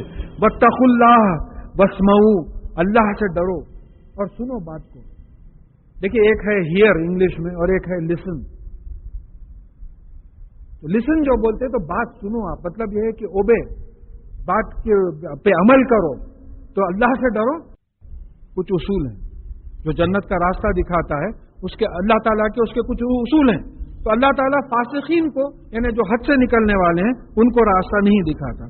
اب یہاں سے سورہ مائدہ ختم ہونے تک عیسیٰ علیہ السلام کی بات آ رہی ہے اور بڑی ٹچنگ چیزیں ہیں بعض اس میں، اس سے ہم کو بھی اثر لینا چاہیے. یوم یجمع اللہ الرسول فیقول ماذا اجبتم، جس دن اللہ تعالیٰ تمام رسولوں کو جمع کرے گا اور پوچھے گا کہ تم کو کیا جواب ملا، what response did you get. قیامت کے دن تمام رسولوں کو جمع کریں گے اللہ تعالیٰ اور پوچھیں گے کہ بھئی جب تم نے تبلیغ کی، اللہ کے دین کے طرف لوگوں کو دعوت دی، تو تم کو کیا جواب ملا. قالوا لا علم لنا انک انت علام الغیوب، وہ کہیں گے کہ ہم کو تو کوئی علم نہیں ہے، بے شک آپ غیب کی باتوں کو بہت اچھی طریقے سے بہت زیادہ جاننے والے ہیں. علام ایگزیجریٹڈ ناؤن ہے، بہت زیادہ علم رکھنے والا. نہیں معلوم، میں تو اس بات پہ کچھ حیرت کرتا ہوں کہ انسانوں کو علامہ کیسا بول دیتے ہیں. اسماء الحسنہ میں بات آئی ہے، اسماء الحسنہ ہے، اللہ تعالیٰ کا نام ہے. تو بہرحال اللہ معاف کرے اگر غلطی ہو رہی ہے. تو یہاں رسول تمام جواب دیں گے کہ جو ہے ہم کو تو کوئی علم نہیں ہے، کیونکہ ہم کو دلوں کی کیفیت ہی نہیں معلوم. ہمارا کام پہنچا دینے کا تھا، ہم بات پہنچا دیے. اب وہ قبول کرے نہیں کرے وہ آپ جانتے ہیں، کیونکہ منافق بھی تھے لوگ. بھئی منہ سے بولتے تھے اسلام قبول کرے، لیکن دل میں اسلام اترا نہیں تھا. ستاتے تھے رسول اللہ صلی اللہ علیہ وسلم کو، صحابہ کو ستاتے تھے. تو آپ جو ہے غیب کا جاننے والے ہیں، غیب کا جاننے والے ہیں، تو آپ بہتر جانتے ہیں. اب یہاں سے عیسیٰ علیہ السلام کی بات آ رہی ہے. اس قال اللہ یا عیسی ابن مریم، جب اللہ تعالیٰ نے کہا کہ اے عیسیٰ مریم کے بیٹے علیہ الصلوۃ والسلام. اب دیکھیے کسی جگہ ماں کا نام نہیں آتا سوائے عیسیٰ علیہ السلام کے، ہر جگہ باپ کا نام آتا. عبداللہ بن عمر رضی اللہ تعالیٰ، آپ کوئی بھی نام لے لیجیے، عربی کے جتنے بھی صحابہ کے نام ہیں لے لیجیے، باپ کے نام کے ساتھ آتا. اب یہاں کیونکہ عیسیٰ علیہ السلام کے کوئی والد نہیں تھے، بغیر والد کے پیدا ہوئے تھے، اس لیے ماں کے نام سے جو ہے ان کو پکارا جا رہا ہے کہ اللہ تعالیٰ فرما رہے ہیں کہ اے عیسیٰ مریم کے بیٹے، اذکر نعمتی علیکا و علی والدتی کا، میری نعمت جو تم پہ تھی اور تمہاری والدہ پہ بی بی مریم پہ تھی اس کو یاد کرو۔ بھئی ایک نعمت جو صاف سمجھ میں آ رہی ہے کہ عیسیٰ علیہ السلام کو نبی بنایا اور بی بی مریم کو سلیکٹ کیا، بن باپ کے جو ہے نبی کی اولاد ہونے، ماں ہونے کے لیے سلیکٹ کیا، تو نبی کے ماں ہونے کی جو ہے نعمت تھی، معمولی بات نہیں ہے کہ بھئی اتنا بڑا درجہ ان کو دیا۔ اذ ایدتک بروح القدس، جب میں نے تم کو یعنی عیسیٰ علیہ السلام کو روح القدس سے مدد کی۔ اب یہ روح القدس کون ہے؟ یہ جبرائیل علیہ السلام ہے، ان کو ایک جگہ روح الامین کہا گیا اور نام جو ہے جبرائیل علیہ السلام ہے۔ یہاں ایک بات میں ذرا ظاہر کرنا چاہتا ہوں کہ دیکھیے جبرائیل پراپر ناؤن ہے، انگلش گرامر جو جانتے ہیں، کامن ناؤن اور پراپر ناؤن۔ پراپر ناؤن کے ہر جگہ ایک ہی معنی ہوتے ہیں۔ مسجد کامن ناؤن ہے، کوئی بھی مسجد عالیہ گن فاؤنڈری جب آپ بولیں گے تو پھر ایک خاص مسجد ہوگی، پراپر ناؤن ہو گیا۔ تو اسی طریقے سے جبرائیل علیہ السلام جب بولیں گے تو پراپر ناؤن ہے وہ۔ تو جبرائیل علیہ السلام کو روح القدس کہا گیا، تو روح پراپر ناؤن ہے، قدوس ایڈجیکٹو ہے، پاک روح، انڈلٹریٹڈ، کوئی چیز ملی بھی نہیں ہے اسے، بڑی پاک ہے۔ روح الامین کہا گیا ہے، امانت دار ہے، جو بات دی جاتی ہے وہی بات پہنچا دیتے ہیں۔ اب یہاں جو کنفیوژن ہوا، اب جو پوزیسو ناؤنز آئے، روحنا، ہماری روح، وہاں بھی بی بی مریم کے پاس جبرائیل علیہ السلام انسان کی شکل میں آئے، انسان کی پیدائش کے وقت روح ہی کا لفظ آ گیا، میری روح، اس کی روح۔ اب مجھے معلوم ایسا محسوس ہوتا ہے کہ یہاں غلطی یہ ہوئی کہ اللہ کی روح بول دی۔ تو اگر ہم روح کیا ہے اگر ہم قرآن سے جاننے کی کوشش کریں تو بات صاف ہو جائے۔ دیکھیے یہ بات پہلے بھی آ چکی ہے کہ اللہ کی ذات ایک ہے، قل اللہ احد، اس میں پیرز نہیں ہے، مخلوق میں پیرز ہی پیرز ہیں، دن رات، مرد عورت، خوشی غم، ہر چیز میں پیرز ہیں۔ اللہ تعالیٰ چاہے تو تقدیر رکھتے ہیں یا مٹا دیتے ہیں، آپ کو چوائس دیا ہے کروں یا نہ کروں، ٹو بی اور ناٹ ٹو بی، ہر چیز میں، امکانات میں بھی پیرز ہیں۔ تو مخلوق میں ابلیس بھی مخلوق ہے۔ اب ابلیس کا کیا کام ہے؟ ہمیشہ غلط چیزیں لا کے جو ہے انسان کے دل و دماغ کو خراب کرنا، اس کا کوئی اپوزٹ فورس ہونا ضروری ہے۔ وہ جبرائیل علیہ السلام معلوم ہوتے ہیں جو ہمیشہ صحیح چیزیں لے کے آئے ہیں، ہمیشہ صحیح چیزیں لے کے آئے۔ تو اب یہاں وہی لے کے آئے، موسیٰ علیہ السلام پہ نازل ہوئے، عیسیٰ علیہ السلام کی بات آ رہی ہے، مومنین کی مدد کریں گے، سورہ مجادلہ میں انشاءاللہ آ جائے گی بات۔ تو ایسا معلوم ہوتا ہے کہ ابلیس از اے پاور آف ایول، یعنی برائی کی ایک قوت ہے، جبرائیل علیہ السلام اچھائی کی ایک قوت ہے جو آدم علیہ السلام میں پھونک دی گئی تھی، صحیح فیصلے لینے کی قوت پھونک دی گئی تھی ان کو، اور پھر ان کو ان کی برائی اور اچھائی جو ہے ان کو الہام کر دیا گیا تھا۔ تو اب یہاں یہ بات آ رہی ہے کہ جب عیسیٰ علیہ السلام کی مدد کی گئی جبرائیل علیہ السلام سے تو کیا ہوا؟ تکلم الناس فی المہدی وکہلا، تو یہ بچپن میں جھولے میں بھی بات کرنے لگے اور بڑھاپے میں بھی بات کریں گے، بڑی عمر میں۔ یہ بھی معجزانہ بات آ گئی۔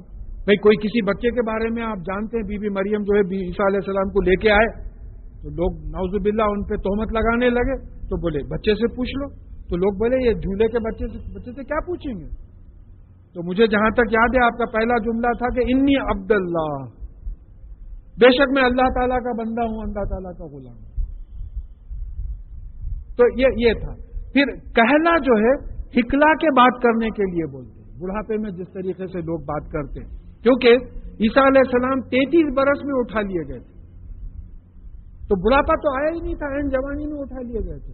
تو یہاں یہ اشارہ ملتا ہے کہ دو وقت بات کریں گے آپ، ایک تو جھولے میں بات کر چکے ہیں اور قیامت سے پہلے جو آئیں گے جب بات کریں گے، جس کے آثار پورے آ گئے، کل ہی آ گیا، ایران اور سیریا پہ جو ہے ہنگامہ کرنے کا پلان بن رہا ہے۔ تو پورا جو سین ہے سیریا پہ ہے، سیریا کا کیپٹل ڈیماسکس ہے، ڈیماسکس کے مسجد کے مینار پہ عیسیٰ علیہ السلام اتریں گے، وہاں دجال کو ختم کریں گے، یاجوج ماجوج کا پورا پروگرام ایسا سمٹتے ہوئے چلے آ رہا ہے، بس اللہ تعالیٰ محفوظ رکھے۔ تو یہ دو نشانیاں ہوئی۔ پھر وَإِذْ عَلَّمْتُكَ، یہ دو نعمتیں ہوئی۔ وَإِذْ عَلَّمْتُكَ الْكِتَابَ، اور جب ہم نے تم کو کتاب سکھائی، کتاب رسول اللہ صلی اللہ علیہ وسلم کو بھی کتاب سکھائی، قرآن، مطلب یہ ہے کہ قانون دیا جب تم کو کس چیز پہ کیسا عمل کرنا، کیا کرنا ہے، تمام دیا۔ والحکمہ، اور فیصلہ، یہ کتاب کی بنیاد پہ فیصلے کرنا اور اس پہ عمل کرنا، جیسا ہمارے پاس کتاب قرآن ہے، حکمت سنت رسول صلی اللہ علیہ وسلم۔ سورہ احزاب کے 36ویں آیت غالباً، اس کے لحاظ سے اگر ہم دیکھیں تو ایسا معلوم ہوتا ہے کہ کتاب کے معنی قرآن کے آتے ہیں، حکمت کے معنی قرآن پہ عمل کرنے کی، اس سے بہتر حکمت نہیں ہے۔ تو عیسیٰ علیہ السلام کو کتاب سکھائی، قانون سکھایا، اس پہ عمل کرنے، اس کے طریقے سے فیصلے کرنا سکھایا۔ وہ تورات اور انجیل، اور تورات سکھائی اور انجیل سکھائی۔ پھر وہ اذا تخلق من تینی کہیۃ طیری باذنی فتنفخ فیہا فتکون طیرا باذنی، اور جب تم نے مٹی سے ایک چڑیا کی شکل بنائی ہماری اجازت سے، اور پھر جب تم نے اس میں پھونکا ہماری اجازت سے تو وہ چڑیا بن گئی۔ یہ معجزہ تھا۔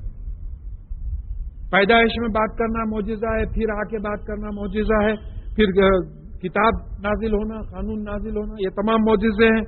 پھر دیکھیے، تخلیق کا جو مطلب ہوتا ہے، خلق کا مطلب کسی چیز سے کسی چیز کو بنانا۔ خلق الانسان من طین، مٹی سے انسان کو بنانا۔ بدی کا مطلب پیدائش کا ہوتا ہے، نان ایگزسٹنس سے ایگزسٹنس میں لانا، کچھ بھی نہیں تھا اس کو وجود میں لا لیا، تو بدی نہیں بول رہے ہیں، تخلیق۔ مٹی سے آپ چڑیا بنائیں گے اللہ تعالیٰ کے حکم سے، پھر اس میں پھونکیں گے تو وہ چڑیا بن جائے گی۔ اب یہاں آدم علیہ السلام کی بھی بات سمجھ سکتے ہیں کہ بھی اللہ تعالیٰ نے آدم علیہ السلام کو مٹی سے بنایا، پھر اس میں جو ہے اس کو زندہ انسان بنا دیا۔ تو یہاں جو لوگ سائنس سے تھوڑا بہت بھی واقف ہیں، یعنی ان آرگینک کیمیکلز جو مٹی کے تھے، they were change to biochemicals, جو جاندار میں جو چیزیں ہوتی ہیں اس میں جو ہے ان کو بدل دیا گیا۔ یہ ایک معجزہ تھا۔ وَتُبْرِئُ الْأَكْمَحَ وَالْأَبْرَصَ بِإِذْنِی، اور پھر اللہ تعالیٰ کی اجازت سے یہ پیدائشی اندھے کو ٹھیک کر دیتے تھے، پیدائشی اندھا، اور لیپر جس کو جزام یا آپ کے کوڑی جس کو بولتے ہیں، اس کو ٹھیک کر دیتے تھے۔ اب بعض روایت میں آیا ہے کہ عیسیٰ علیہ السلام کے زمانے میں میڈیکل سائنسز جو ہے ترقی پہ آ رہی تھی، جیسا موسیٰ علیہ السلام کے زمانے میں جادو کا زور تھا تو جادو کو جادو سے مارا، عیسیٰ علیہ السلام کے زمانے میں میڈیسن کا زور ہو رہا تھا تو میڈیسن کو میڈیسن سے مارا، بغیر میڈیسن کے جو ہے پیدائشی اندھے کو ٹھیک کر دیا، اور پھر لیپر کو ٹھیک کر دیا، جزام یا جو بھی تھا، کوڑی جو تھا اس کو ٹھیک کر دیا۔ اب ہمارا زمانہ سائنس کا ہے تو سائنس سے مارو۔ دیکھیں پورا جواز قائم ہو رہا ہے، جادو کا زور تھا جادو سے مارو، میڈیسن کا زور تھا میڈیسن سے مارو، سائنس کا زور ہے سائنس سے مارو۔ 750 سے اوپر آیات قرآن میں موجود ہیں سائنٹیفک، بڑے بڑے سائنٹسٹ ہیں، قرآن ہی نہیں پڑھے تو جو ہے کیسا معلوم ہوگا کہ اس میں کیا ہے کیا نہیں ہے۔ اس وقت ضرورت ہے، بہت سخت ضرورت ہے اس کی، اور اللہ کا فضل ہے کہ ورلڈ اوور اس وقت تبلیغ میں سائنس آتے جا رہی ہے، قرآن کی تبلیغ میں جو ہے برابر سائنٹیفک حوالے آتے چلے جا رہے ہیں۔ پھر چھٹا معجزہ وَإِذْ تُخْرِجُ الْمَوْتَىٰ بِإِذْنِی، اور جب آپ مردے کو جو ہے ہمارے حکم سے کھڑا کر دیتے تھے، معجزے تھے۔ تو اب یہاں بات آ رہی وَإِذْ كَفَفْتُ بَنِي إِسْرَائِیلَ عَنْکَ إِذْ جِئْتَهُم بِالْبَيِّنَاتِ، اور جب تم یہ نشانیاں لے کے آئے، معجزے لے کے آئے، تو ہم نے بنی اسرائیل کو روک دیا تم سے، وہ تو تم کو ختم کرنا چاہ رہے تھے، سولی پہ چڑھا دینا چاہ رہے تھے، کوئی اور کو سولی پہ چڑھا دیا، آپ کو تو ہم نے اٹھا لیا، آپ نہیں چڑھے سولی پہ۔ قرآن سے بات ثابت ہے، نہ آپ سولی پہ چڑھے نہ قتل ہوئے، یقیناً آپ قتل نہیں ہوئے، اس قسم کا جملہ قرآن میں آ چکا ہے، پڑھ چکے ہیں۔ فَقَالَ الَّذِينَ كَفَرُوا مِنْهُمْ إِنْ هَٰذَا إِلَّا سِحْرٌ مُّبِينٌ، تو ان میں سے کسی نے کہا کہ یہ کچھ نہیں ہے، یہ کھلا ہوا جادو ہے، یہ معجزوں کو جادو کہا۔ تو اب ہم سرسری طور پہ دیکھ لیں، اس سے پہلے بھی بات آئی، انشاءاللہ آئندہ بھی بات آئے گی کہ سحر کے معنی، سحر مبین، سحر کے معنی عام طور پہ جادو کیے گئے، مبین جو ہے کھلا ہوا، بالکل ظاہر، تو یہ کچھ بھی نہیں ہے، کھلا ہوا جادو ہے۔ اب لفظ سحر جو ہے ایک جگہ آیا، سحر کے معنی دھوکے کے بھی ہوتے ہیں، ایک جگہ سحر کے معنی آئے لیل رات، فجر صبح، یہ دونوں کے بیچ میں سحر، رمضان میں جو آپ سحری کرتے، تو لیل تو پکا رہتا یہ رات ہے، فجر بھی پکی ہو جاتی دن نکل گیا، یہ دونوں کے بیچ میں آپ کو ذرا دھوکہ ہوتا ابھی رات ہے یا ابھی دن ہو گیا، تو سحر کے لفظ میں دھوکے کی گنجائش ہے۔ اور پھر اب یہ دھوکہ کیسا کھاتا ہے انسان، ایسا کیسا کھاتا سر؟ یہ دیکھیے، اب sun rises in the east and sets in the west بولتے آپ، حقیقت میں سورج اپنی جگہ پہ ہے زمین کے لحاظ سے، زمین ویسٹ سے ایسٹ کی طرف گھوم رہی ہے، زمین جو ہے ویسٹ سے ایسٹ کی طرف گھوم رہی ہے، تو ہم کو ایسا معلوم ہو رہا ہے کہ سورج ایسٹ سے نکل کے ویسٹ میں ڈوب رہا ہے، دھوکہ نہیں ہے آنکھوں کا۔ آپ ایک ٹرین میں بیٹھے ہوئے، آپ کی ٹرین رکی ہوئی ہے، بازو کی ٹرین ایک دم گزری، آپ سمجھے آپ کی ٹرین سٹارٹ ہوگی، دھوکہ ہے نہیں۔ اب ایک سائنٹیفک اگر دھوکہ دیکھنا چاہتے ہیں تو ایک بڑے سرکل پہ، سائیکل کے پہیے یا کسی پہ، ایک کارڈ بورڈ پہ یہ 7 رنگ جو رینبوز کے رہتے، وائلٹ، انڈیگو، بلو، گرین، یلو، اورنج اور ریڈ، وپ گیار جس کو بولتے ہیں، وہ آپ ایکول اس میں پینٹ کر کے سائیکل کا پہیا زور سے پھرائیے، سفید رنگ دکھتا آپ کو، حالانکہ 7 رنگ ہیں۔ اب یہ جو لائٹ ہے 7 رنگوں میں ملی ہوئی ہے، اس کی فریکوینسی کی وجہ سے آپ کو نہیں معلوم ہو رہا، یہ آنکھوں کا دھوکہ ہو رہا ہے آپ کو۔ تو جادو سے دھوکہ ہو سکتا ہے، لیکن معجزہ کیا ہوتا ہے؟ معجزہ حقیقت ہوتی، جادو نہیں ہوتا۔ وہ صحیح بھی چڑیا بنی، وہ صحیح بھی دیکھنے لگا پیدائشی اندر، وہ کوڑ صحیح بھی کیور ہو گیا، وہ صحیح مردہ جو ہے زندہ ہو گیا، موسیٰ علیہ السلام کی لاٹھی صحیح بھی سانپ بن گئی۔ تو معجزہ حقیقت ہوتی ہے، اور معجزہ نبی کے نبوت کے ثبوت میں دیا جاتا ہے، نہیں مان رہے ہیں آپ؟ تو پھر وہی بات آئی، رسول اللہ صلی اللہ علیہ وسلم سے جب معجزوں کی درخواست ہوئی تو آپ نے کہا میرا معجزہ قرآن ہے۔ آپ ابھی دیکھ لیے، آپ انہیریٹنس کے بارے میں کتنا 1450 برس پہلے بات آ گئی، سائنٹیفک ورسز اتنے آگے ہیں، ہسٹورک ہیں، ہر چیز ویریفائی، معجزہ ہی معجزہ ہے۔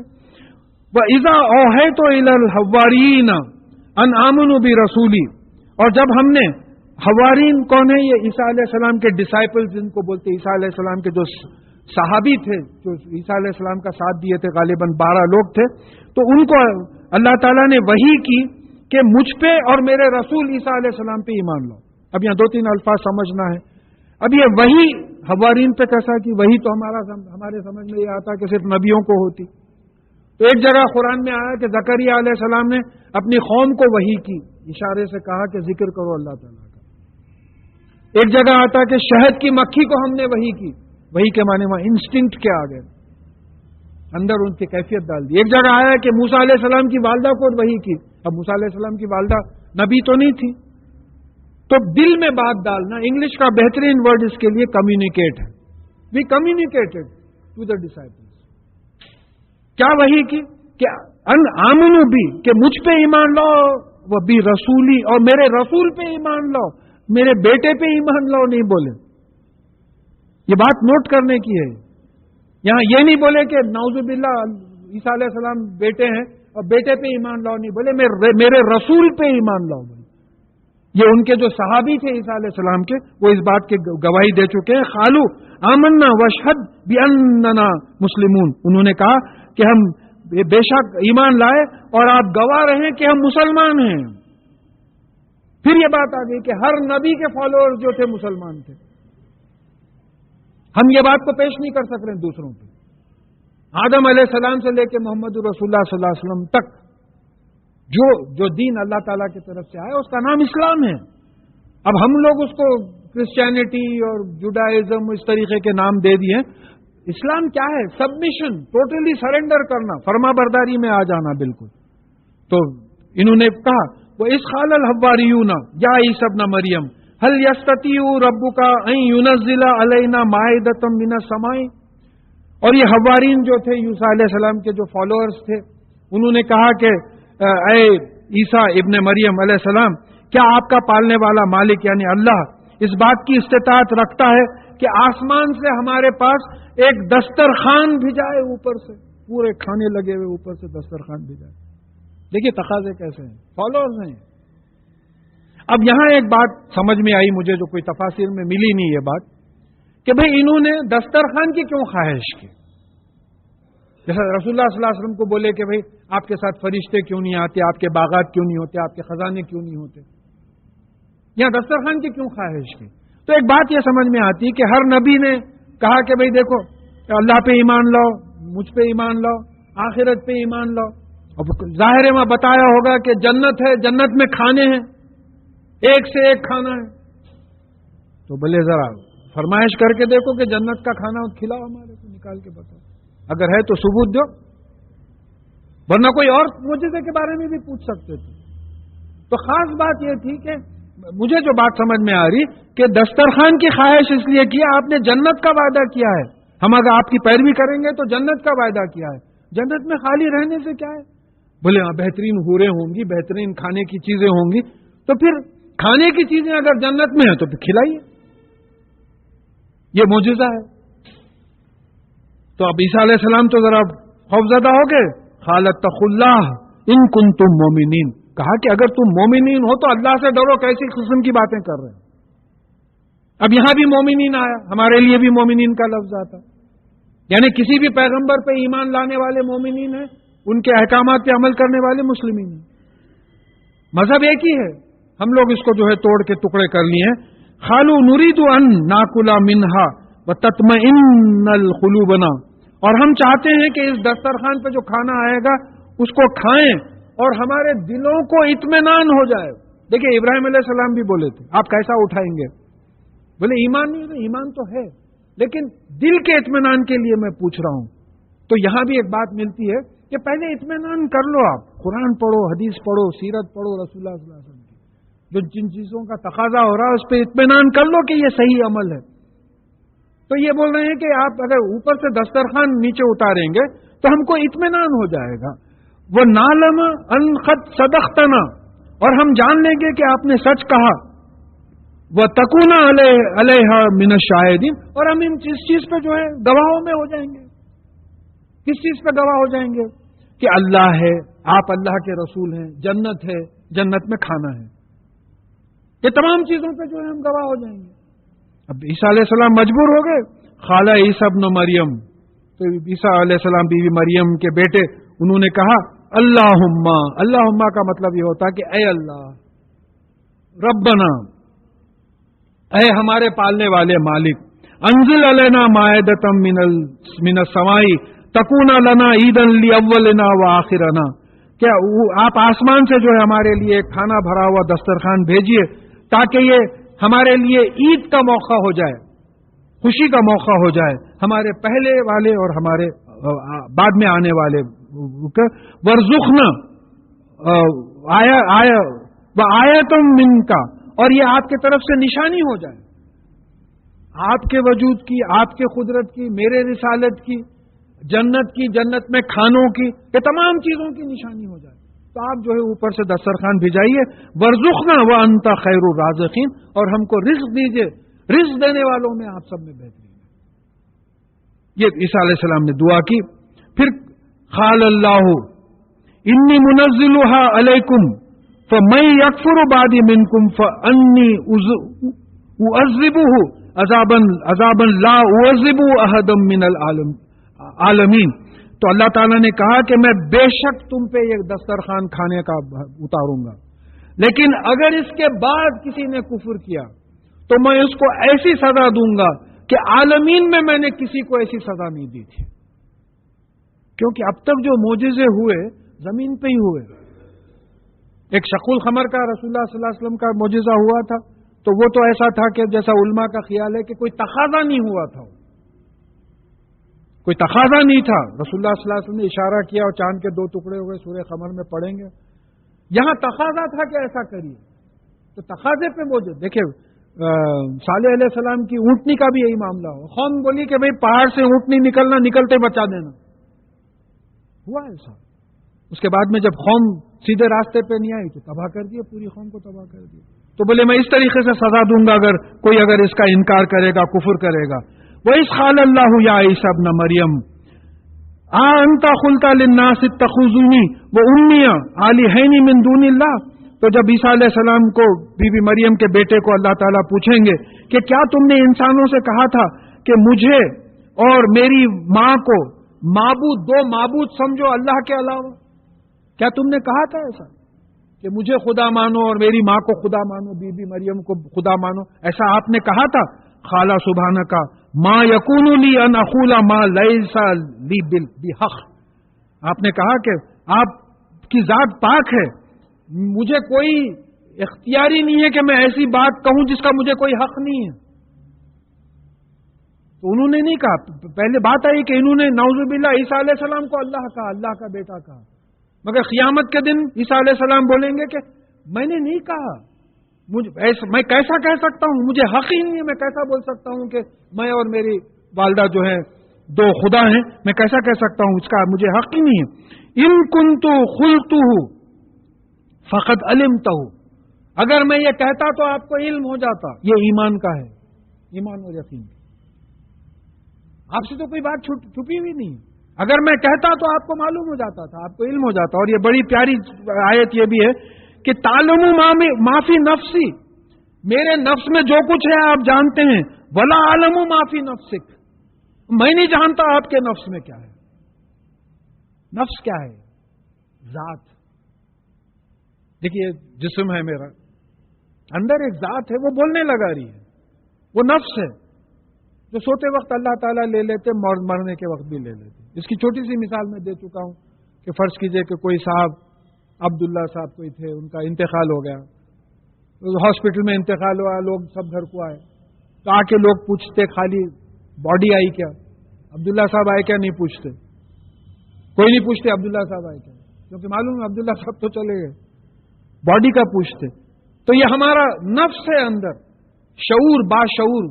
نیند میں وہ نفس لے لیا جاتا، ہمارا شعور لے لیا. انگلش میں جس کو سول بولتے ہیں، کانشیس سیلف، باشعور ذات. میری باشعور ذات میں جو کچھ ہے آپ جانتے ہیں، آپ کی باشعور ذات میں جو کچھ ہے میں نہیں جانتا.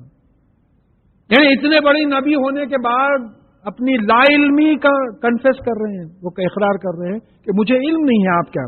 انک انت علام الغیوب، آپ تو غیب کی باتوں کو جاننے والے ہیں. یعنی انسین، بن دیکھی چیزوں کو آپ جاننے والے ہیں. ما قلت لهم الا ما امرتنی به ان اعبدوا اللہ ہاں ربی و ربکم. میں نے ان کو صرف وہی کہا جس کا مجھ کو حکم ہوا تھا. کیا کہا؟ کہ اللہ جو میرا اور تم لوگوں کا پالنے والا مالک ہے، اس کی غلامی کرو. میرا اپنا تو ذکر ہی نہیں تھا.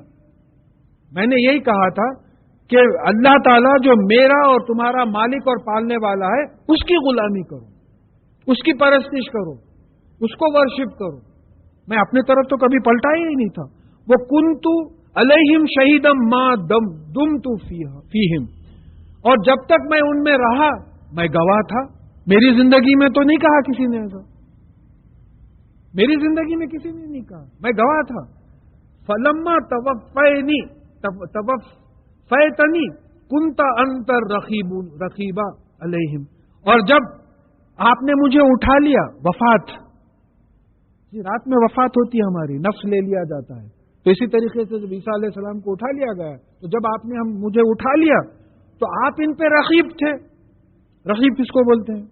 ویجیلنٹ، نظر رکھے ہوئے.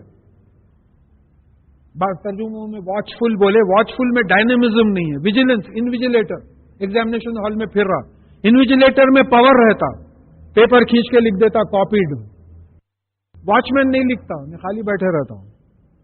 تو ویجیلنٹ جو ہے رقیب کے معنی. اب اردو شاعری میں وہ لفظ کو جو ہے وہ معشوق پہ نظر رکھنے والا بول دیا، اس کو اللہ معاف کرے. رقیب روسیہ، اس قسم کی باتیں. یہ اسماء الحسنہ کے الفاظ ہیں. یہ کیا تماشا بن گیا ہے. علام کا ایک ہو گیا، رقیب کا ایک ہو گیا. تو یہاں رقیب کا مطلب یہ ہے کہ نظر رکھنے والا. آپ نے مجھے جب اٹھا لیا تو آپ ان پہ نظر رکھے ہوئے تھے، آپ نظر رکھنے والے تھے.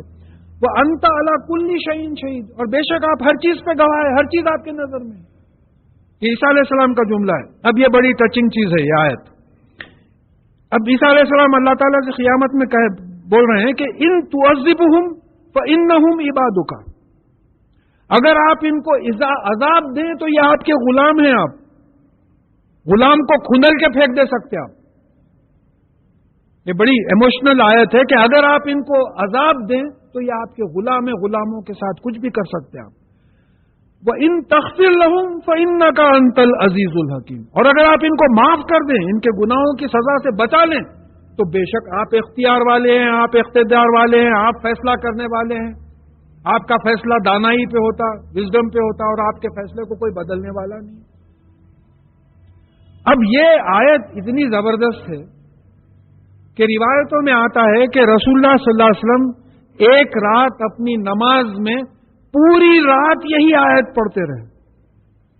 پوری رات یہی آیت پڑھتے رہے کہ ان تعذبهم فانهم عبادك وان تغفر لهم فانك انت العزیز الحکیم.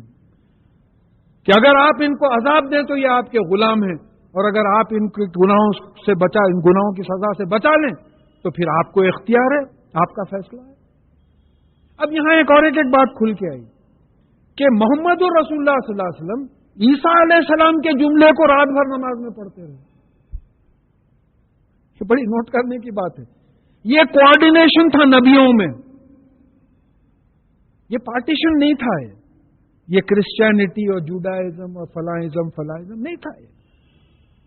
یعنی نبی کلیئر تھے کہ وی آر ون ٹیم. آدم علیہ السلام سے لے کے محمد صلی اللہ علیہ وسلم کی ایک ٹیم ہے، صرف اسلام آیا ہے.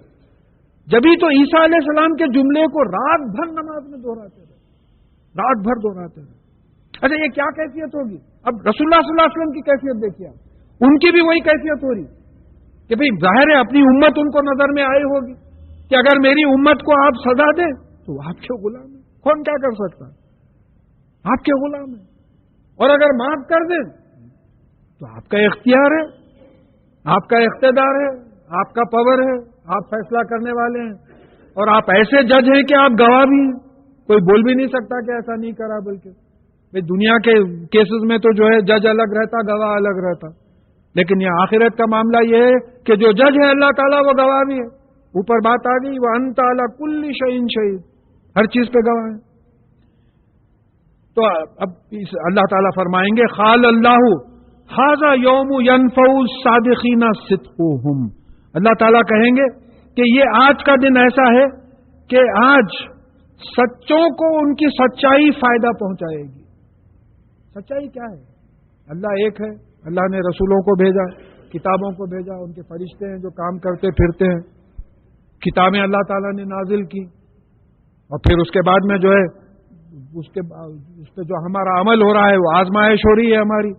آخرت میں اعمال نامے میں بتا دیا جائے گا کہ کس کا عمل کیا ہے، اس کی بنیاد پہ جو ہے ہم جنت میں جائیں گے، دوزخ میں جائیں گے. البتہ ایک حدیث ضرور ہے کہ کوئی جو جنت میں جو ہے اپنے اعمال سے نہیں جائے گا بلکہ اللہ تعالیٰ کی رحمت سے جائے گا، کیونکہ ہمارے عمل تو ڈیفیکٹو ہیں، رحمت سے جائیں گے. تو سچائی یعنی آج کا ایسا دن ہے، قیامت کا ایسا دن ہے کہ سچوں کو ان کی سچائی کام آئے گی. لہم جنات تجری من تحتها الانہار خالدین فیہا ابدا. ان کے لیے ایسے باغات ہوں گے جن میں نہریں بہ رہی ہوں گی، جس میں وہ ہمیشہ رہیں گے. دیکھیے خالدین کا مطلب رہنا، اکثر ہمارے پاس تفسیر میں بھی بات آتی ہے خالدین کا ہمیشہ رہنا بلکہ کر دیتے خالدین ابدا. خالدین ابدا ہمیشہ رہیں گے، خالدین رہیں گے، کب تک نہیں معلوم.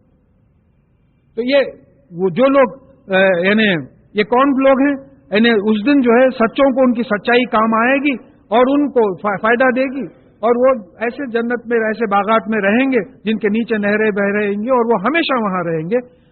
رضی اللہ عنہم وہ رضو عنہ، یہ سمجھنا ہے. اللہ تعالیٰ ان سے راضی اور وہ اللہ تعالیٰ سے راضی. یہ تو ترجمہ ہوا. اللہ تعالیٰ ان سے کیوں راضی ہے؟ اس لیے کہ وہ قرآن حدیث پہ عمل کرے، ایمان لائے اور عمل کرے، اس لیے راضی، اس لیے خوش ہے. رضا کا مطلب خوش ہونا. جو قرآن پہ حدیث پہ عمل کیا، ایمان لایا اور عمل کیا، اللہ تعالیٰ اس سے خوش ہو گئے. اب ہم اللہ تعالیٰ سے کیوں راضی ہوئے؟ گئے تو جنت میں دے دیے نا، جگہ دے دیے، تو ہم اللہ تعالیٰ سے خوش ہو گئے کہ چلو بھائی ہمارا ایمان اور عمل کچھ تو رنگ، اتنا بڑا رنگ لایا ہے کہ ہم کو جنت مل گئی. تو یہاں اب یہ سمجھنا ہے کہ دیکھیے اب جو لوگ ذرا فلسافیکل لیول پہ سوچنا چاہتے ہیں وہ یہ سمجھے کہ دیکھیے ایمان اور عمل کاز ہے، جنت افیکٹ ہے. کاز ہے، آپ ایمان اور عمل لائیں گے انشاءاللہ آپ کو جو ہے جنت ملے گی. یہ دنیا کا جو اصول معلوم ہوتا ہے، ذالک فوز العظیم. تو یہ سب میں بڑی کامیابی ہے، سب میں بڑا اچیومنٹ ہے. فوز اور فلاح میں کیا فرق ہے؟ فلاح کا مطلب سکسیس کا ہوتا ہے، فوز کا مطلب اچیومنٹ کا ہوتا ہے، کوئی چیز حاصل کرنا. یہ سب میں بڑی چیز ہے جو حاصل کی جا سکتی ہے. کیا ہے؟ جنت. کیسے؟ قرآن اور حدیث پہ عمل کر کے. تو قرآن اور حدیث پہ عمل کر کے جنت حاصل کرنا، ذالک فوز العظیم، یہ سب میں بڑی کامیابی اچیومنٹ ہے. للہ ملک السماوات والارض وما فیہن، اور آسمانوں اور زمین میں اور اس میں جو کچھ ہے اس پہ اللہ تعالیٰ کی حکومت ہے. کسی پہ، میرے پہ، آپ پہ، کسی کی حکومت نہیں ہے. بلا وجہ شیطان سمجھا رہا فلانے کی حکومت ہے، فلانے کی حکومت ہے. کسی کی کچھ حکومت نہیں. تو جو کچھ آسمانوں میں زمین میں ہے اس پہ سب پہ اللہ تعالیٰ کی حکومت ہے. وَهُوَ عَلَى كُلِّ شَيْءٍ قَدِيرٌ. یہاں واو کے معنی یہ سمجھ میں آتے کہ اسی لیے وہ ہر چیز پہ قادر ہے. جب آسمانوں کی، زمین کی، ہر چیز پہ اس کی حکومت ہے، اسی لیے وہ ہر چیز پہ قادر ہے، کچھ بھی کر سکتا ہے. تو ویئر آر یو؟ ہمارا مقامی کیا ہے؟ کہاں ٹھہرے ہوئے ہیں بلا وجہ یہ میں بکریوں کے ویسا جو کر رہے ہیں؟ تو یہاں یہ بات سمجھنا ہے کہ یہ بات ہمارے سمجھ میں آ جانا، ہوا علی کل شیء قدیر، کہ بے شک اللہ تعالیٰ ہر چیز پہ قادر ہے. ان کی اجازت ہو، ان کی حکم، ان کا حکم ہو تو کوئی چیز ہوتی ہے، نہیں ہے تو کوئی چیز نہیں ہوتی. ہماری کوئی حیثیت نہیں ہے، لہذا ہم اس کے غلام ہیں. ہم کو ان سے دعا مانگنا ہے کہ یا اللہ ہم آپ کے غلام ہیں، آپ ہم کو ہدایت دیجئے. آپ کو ہر چیز پہ آپ کی حکومت ہے، ہمارے دل و دماغ پہ بھی آپ کی حکومت ہے. اگر آپ ہم کو جو ہے ہدایت دیں گے، راستہ بتائیں گے تو ہم راستے پہ چلیں گے، مدد کریں گے تو جنت میں جائیں گے، ورنہ ہم اپنے سے تو جا نہیں سکتے. یہاں سورہ مائدہ اللہ کے فضل سے ختم ہوا.